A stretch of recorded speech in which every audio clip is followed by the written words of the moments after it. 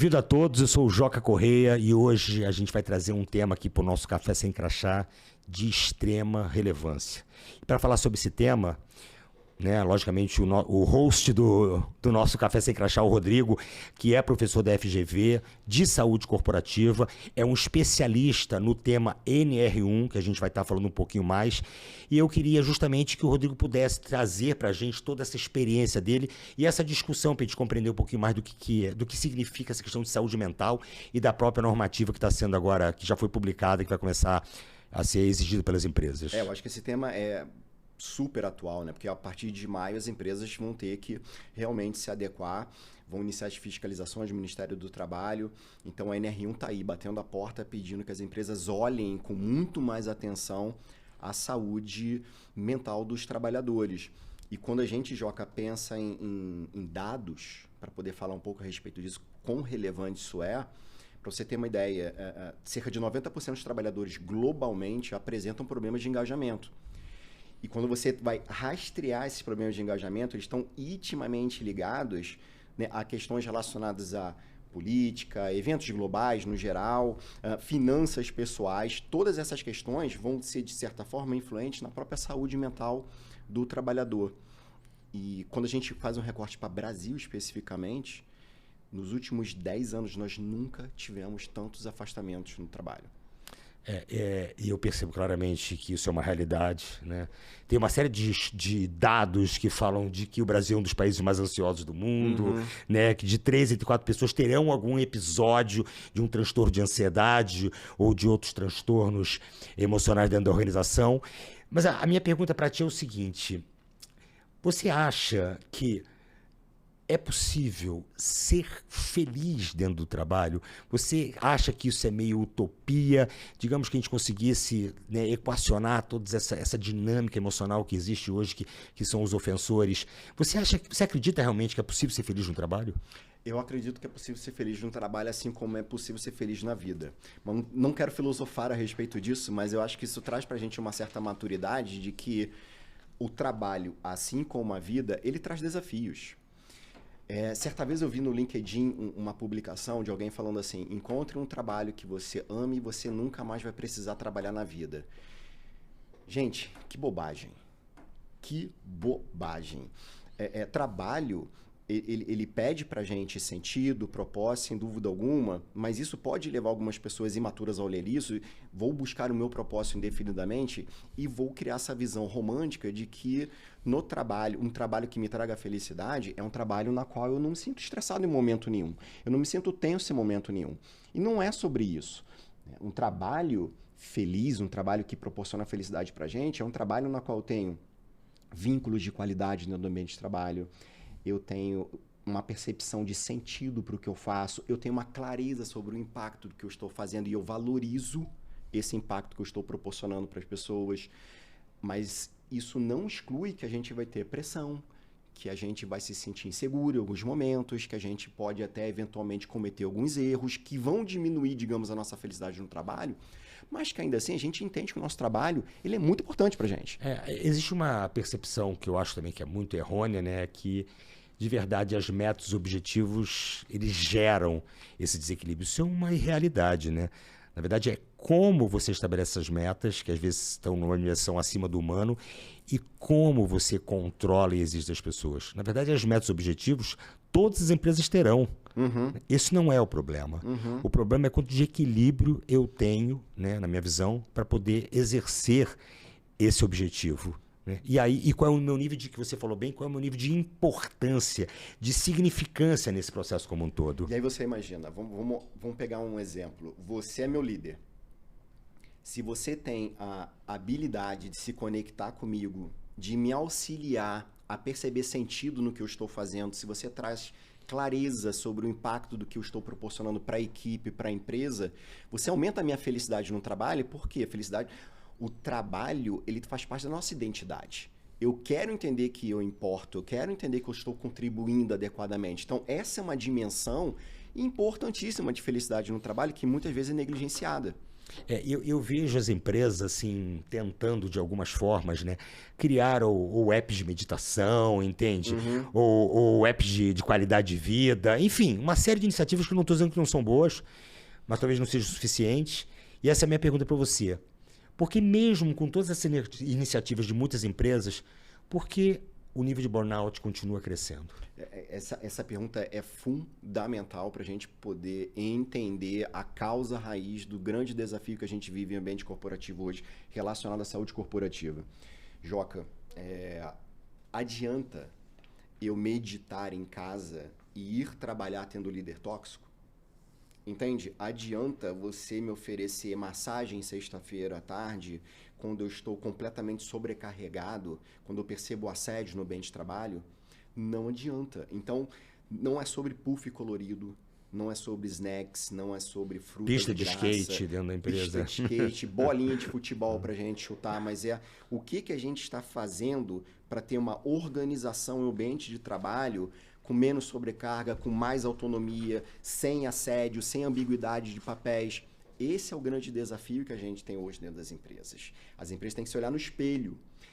Tem uma coisa que é problemática, tá? Eu já vi alguns profissionais falando assim, olha, burnout é falta de sentido, né? Quem tem sentido no trabalho não se esgota. Muito cuidado com isso. Isso é extremamente problemático, porque eu posso perceber sentido no trabalho e é justamente por isso que eu cada vez mais mergulho no trabalho, negligenciando o autocuidado, negligenciando alguns outros fatores. E se eu tenho um ambiente de trabalho que não é muito agradável, é de certa forma opressor, eu vou cair em burnout. E é perigosíssimo esse tipo de raciocínio, porque eu posso olhar para o colaborador que caiu em esgotamento, o burnout, e eu vou falar, está faltando sentido para ele. E aí eu não olho para a liderança tóxica que está acima dele, eu não olho para falta de autonomia, para ausência de flexibilidade para esses pontos.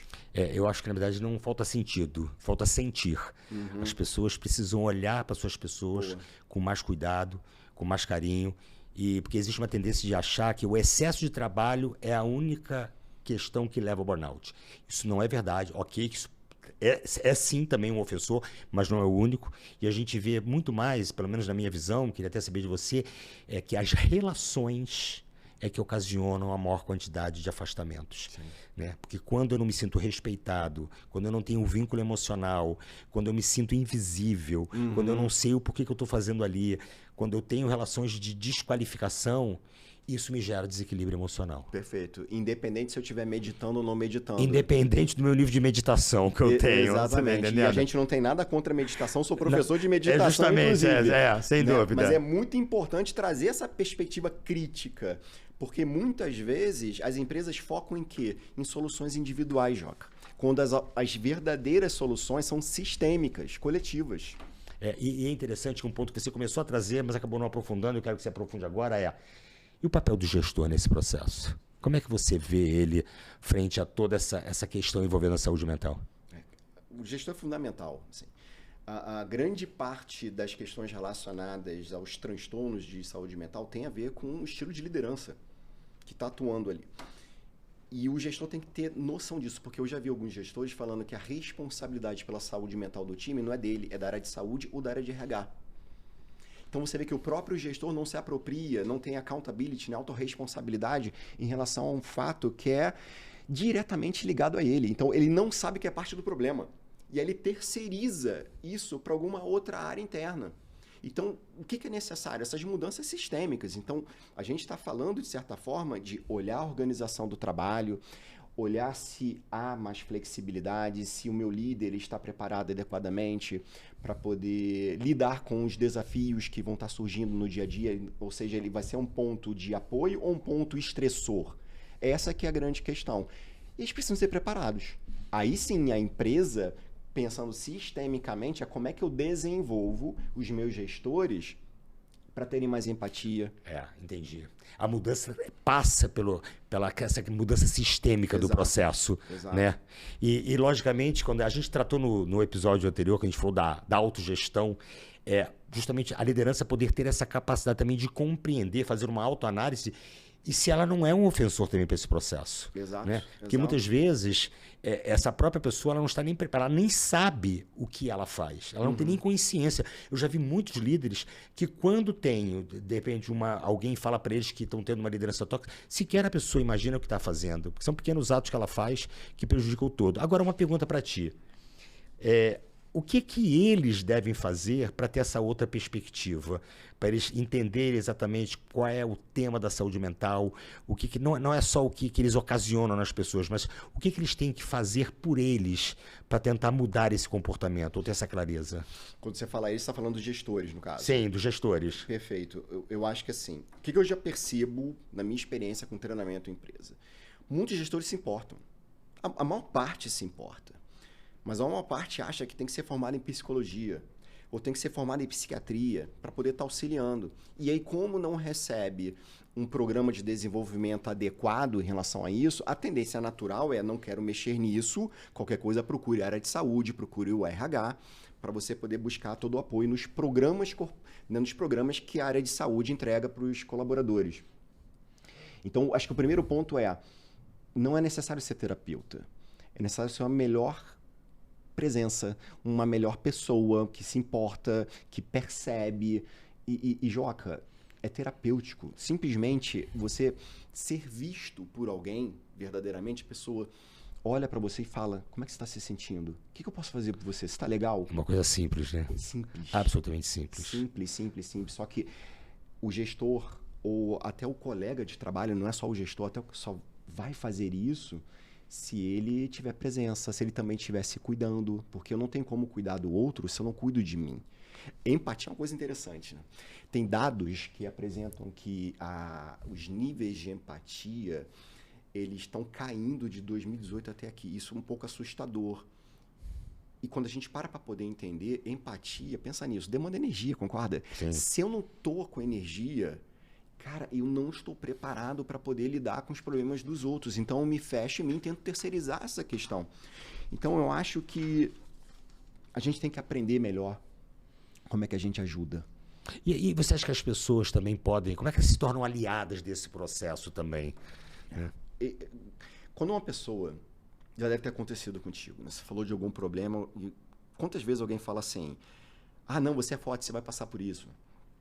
Ou, você não tem ideia do que aconteceu comigo. Isso aconteceu contigo? Rapaz, o que aconteceu comigo, você não tem ideia. É como se a pessoa entrasse numa competição pelo sofrimento. Né? Então, essas duas respostas mostram, de certa forma, uma ausência de empatia completa. Né? Porque você encerra o assunto do outro. Né? E, às vezes, o outro ele só quer falar um pouquinho e sentir que está sendo ouvido. Então, se você quer ajudar sendo líder ou não líder... se importe, faça perguntas genuínas de como é que você está e principalmente, pessoal, empatia, Joca, não é eu tirar o outro do problema dele, é eu mostrar que eu estou ali, que eu valido como você está se sentindo, eu acredito como você está se sentindo e que eu estou disposto a te ajudar. Cara, você trouxe uma coisa que eu acho que eu vi uma experiência em uma empresa, né, que eles criaram as Brigadas da Escuta. Olha só que coisa maravilhosa. Brigadas da Escuta.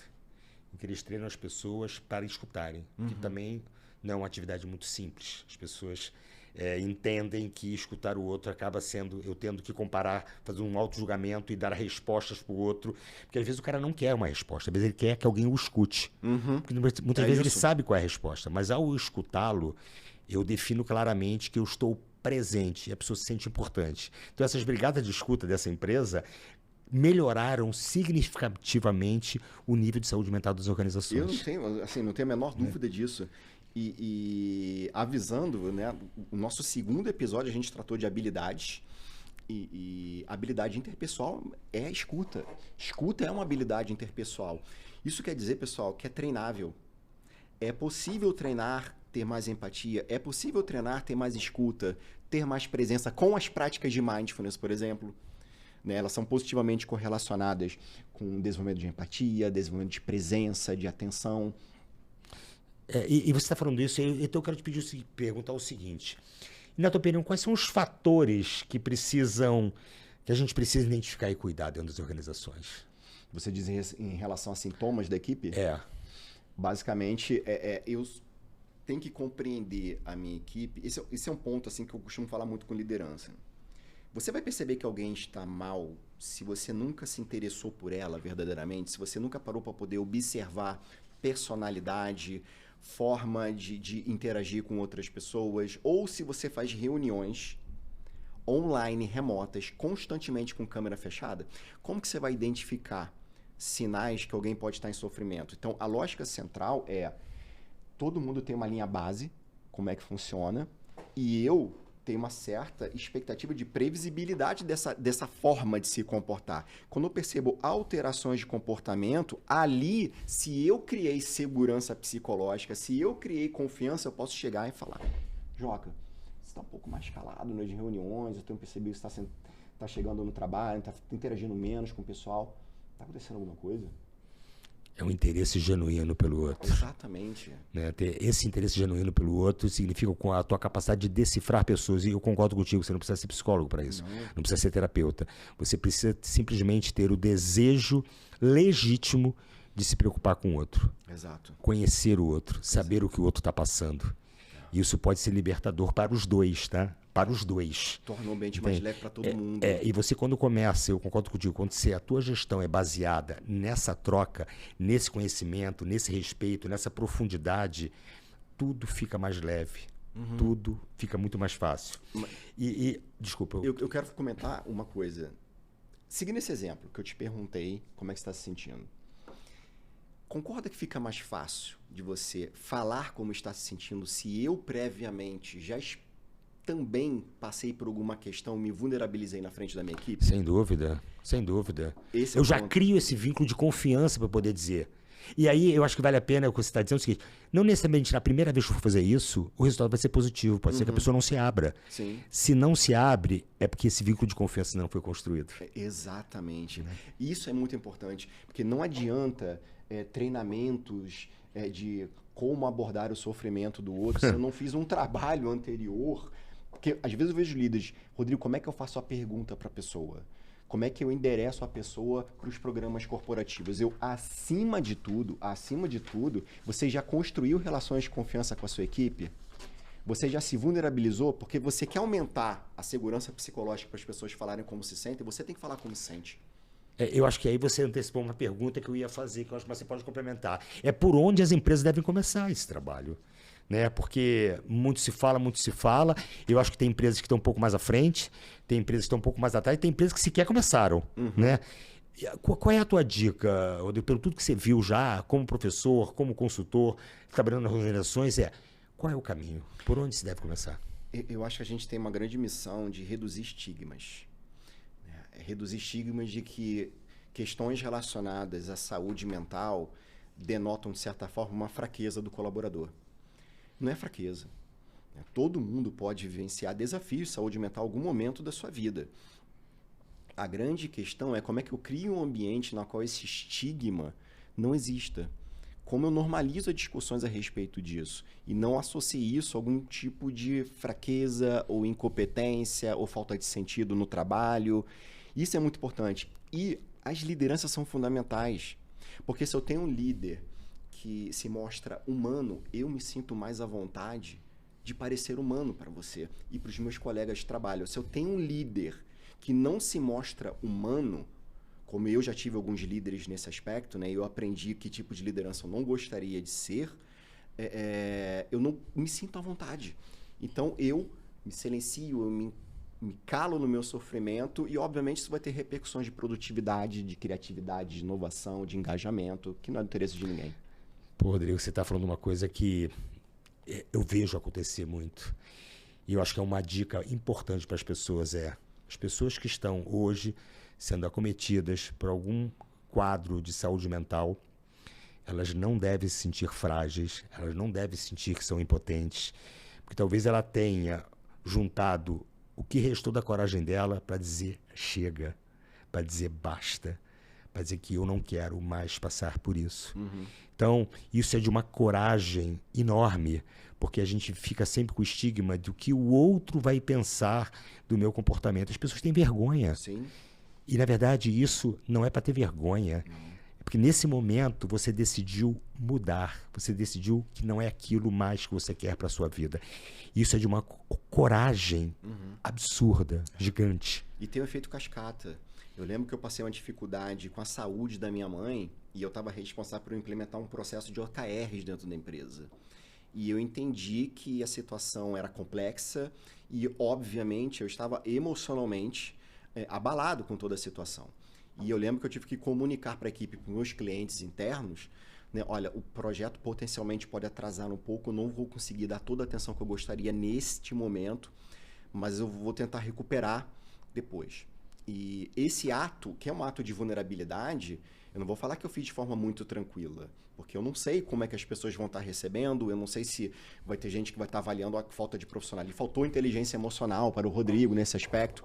Quando, na verdade, o que eu tive que ter naquele momento é muita responsabilidade profissional de avisar que eu estou passando por um problema, que está me demandando, está me desafiando absurdamente, tanto cognitivamente quanto emocionalmente, e eu quero contar com a ajuda de vocês nesse aspecto. Agora tem um ponto importante. Depois de eu ter esse tipo de comportamento, sabe o que acontece? Outras pessoas se sentem mais à vontade de falar a respeito. Aí veio par meu falando, pô, Rodrigo, você se abriu ali, cara, vou te falar, eu também estava passando por uma situação... Isso é muito comum. O teu comportamento gera alerta para outras pessoas. Né? E isso cria uma rede de apoio, né, nas pessoas. Perfeito. É muito interessante. E agora, eu queria que você desse aqui para a gente, encerrando aqui a nossa conversa, qual é a mensagem final que você daria hoje para o pessoal de RH, para liderados, para líderes, enfim, de uma maneira geral, qual é a mensagem final que você dá sobre esse tema específico? Olha, eu diria assim, aproveita a regulamentação da NR1 como uma imensa oportunidade de trabalhar estrategicamente a saúde mental do trabalhador, mas principalmente não focando apenas na resiliência individual, que sempre foi o foco.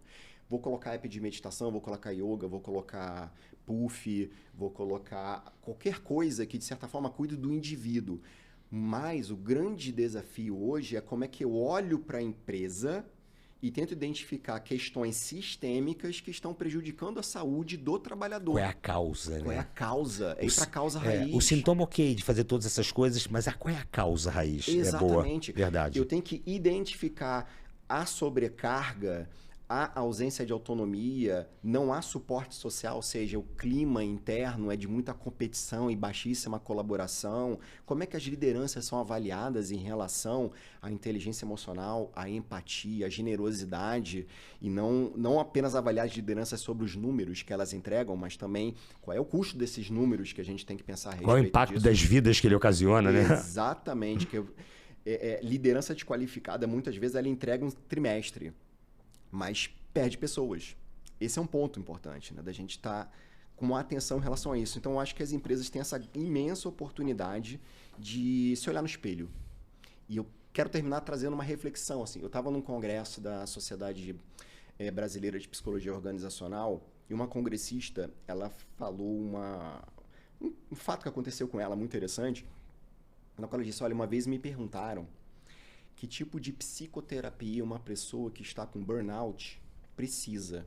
Qual seria a psicoterapia mais efetiva? Ela falou, olha, acima de tudo, se você tem colaboradores com burnout, quem precisa de psicoterapia é a empresa. É a empresa. Ou seja, é exatamente sobre isso. O problema não é do indivíduo necessariamente, porque isso é a visão de analisar que aquele indivíduo não teve resiliência, aquele indivíduo não tem sentido, não tem propósito no que está fazendo. Será que a gente não está deixando de olhar para as causas verdadeiras porque é mais fácil culpar o colaborador?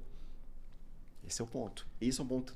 Então, eu só posso deixar essa mensagem para a gente. Vamos aproveitar a NR1, vamos aproveitar essa janela de oportunidade para que a gente possa se olhar no espelho como organização e construir ambientes de trabalho mais saudáveis, mais seguros para todos, porque não apenas pelos benefícios econômicos, mas porque é ético, né?